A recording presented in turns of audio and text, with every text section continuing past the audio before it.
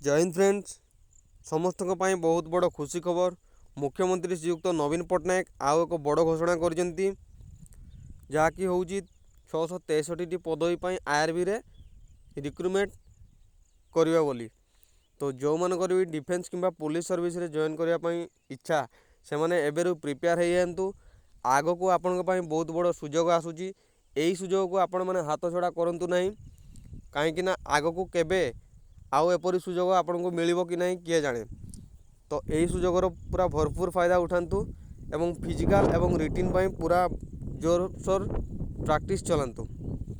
तो ए प्रत्येक बाटालियन आमर 3टी बाटालियन भर्ती हो एवं प्रत्येक बाटालियन में 221 पदवी भर्ती हो एवं अन्य पदवी रही जपरिक डेप्यूटी कमांडेंट, हाविलदार मेजर एवं हाविलदार पदवी भर्ती हो।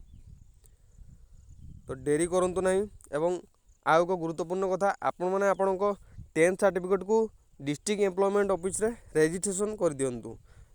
कारण जेबे भी एडवर्टाइज बाहर ओएसएपी कि आईआरबी से प्रथमे आपण फॉर्म टी आवेदन करने आप सर्टिफिकेट रजिस्ट्रेशन होता दरकार। तो दयाकोरी रजिस्ट्रेशन करनियंतु जहाँफल कि आपको कौन असुविधा रहिबो नहीं।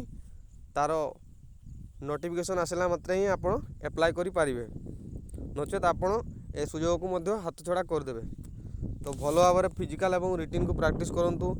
फिजिकल सहित रिटिन को जोरसोर भाव में प्रैक्टिस करूँ। कारण आपण को मेरिट जो बन मेरिट जो हिसाब से मेरिट आपण को हम रिटिन बेसिस रे ही मेरिट हो एवं आपण को से रिटिन बेसिस रे ही जॉइनिंग मिल।